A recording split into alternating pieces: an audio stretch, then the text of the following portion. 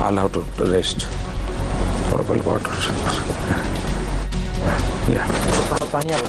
दोस्ती बनी रहे. अपनी दोस्ती बनी रहे. Still unwilling to talk about his role during the post-Godhra riots, Gujarat Chief Minister Narendra Modi abruptly ends an interview with CNN IBN's Karan Thapar on Devil's Advocate when asked if he regretted.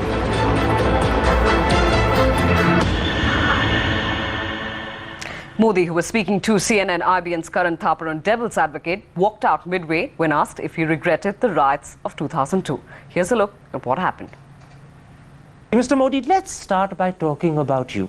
In the 6 years that you've been Chief Minister of Gujarat, the Rajiv Gandhi Foundation has declared Gujarat to be the best administered state. India today, on 2 separate occasions, has declared that you are the most efficient Chief Minister. And yet, despite that, people still call you to your face a mass murderer, and they accuse you of being prejudiced against Muslims. Do you have an image problem? I think it's not proper to say that people. There are 2 or 3 persons, those who used to talk in this terminology. And I always say, God bless them. You're saying this is a conspiracy of 2-3 people only? I have not said so. But you're saying it's only 2-3 people. This is what I have information. It's not the people's voice. Can I point out to you that in September 2003, the Supreme Court said they had lost faith in the Gujarat government? In April 2004, the Chief Justice of the Supreme Court in open court said that you were like a modern-day Nero who looks the other side when helpless children and innocent women are burnt. The Supreme Court seems to have a problem with you. Karan, I have a small request. Please go to the Supreme Court judgment. And is there anything in writing? I'll be happy to know everything. It wasn't in writing, you're absolutely right. If it was it an is in observation. judgment, it is an observation. If it is in judgment, then I'll be happy to give you the answer. But you mean a criticism in court by the Chief Justice doesn't matter? This is my simple request to you. Please go to the court judgment, find out the sentence which we are quoting, and I will be happy that if the people of the Gujarat, India should know it. Okay. It wasn't just open comment made by the Chief Justice. In August 2004, the Supreme Court reopened over 2,100 cases out of a total of around 4,600, almost 40%. And they did so because they believed justice hadn't happened in Modi's Gujarat. I'll be happy, and I'm happy because of this judgment. Because ultimately the court of law will take the decision. I'll tell you what the problem is. Even 5 years after the Gujarat killings of 2002, the ghost of Godhra still haunts you. Why have you not done more to allay that ghost? This I gave it to the media persons like Karan Thapar. Let them do and let them enjoy.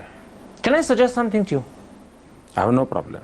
Why can't you say that you regret the killings that happened? Why can't you say that maybe the government should have done more to protect the Muslims? What I have to say, I have said at that time, and you can find out my statements. Just say it again.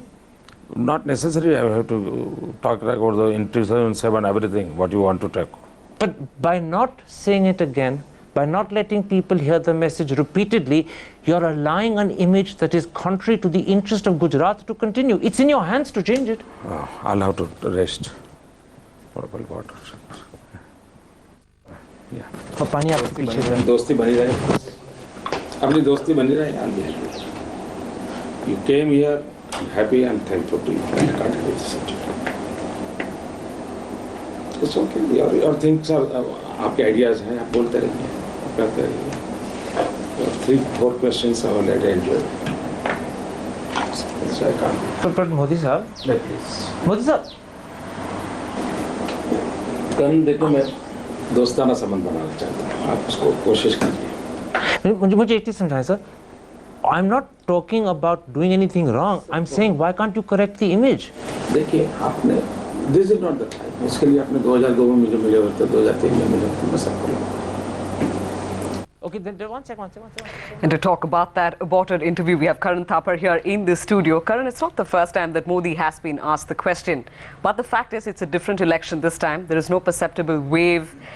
Do you get a sense that because of political compulsions, possibly Modi not wanting to say that he regrets 2002, at the same time he is possibly looking at an image change here? I actually don't know why Mr. Modi stopped the interview. I wasn't at all rude. There was no aggression in my voice. I was asking a question not so much about Godhra, but about the way Modi is perceived and the image problem he has. And it seemed to me this was an opportunity for him to address an issue, to lay to rest a ghost that's been troubling him for 5, if not 6 years. And rather than use that opportunity, he suddenly stopped the interview. And all I can guess, and it is a guess, is that either I touched a sensitive point, a raw nerve, or maybe somewhere along the line, I worried him because he said to himself, maybe this interview is going to get worse and worse and I must anticipate a bigger problem and let's stop it now. I'm not sure which it was, whether he got scared that it would get worse or whether I touched a raw nerve, a sensitive point, but whatever it was, the reaction to me seemed hugely disproportionate to what I'd asked. Right. It could have been an interesting interview. There are many points that you could have possibly covered. The whole image change that Modi appears to be attempting gradually over the few years. The Gujarat development story that he's been talking about at various fora.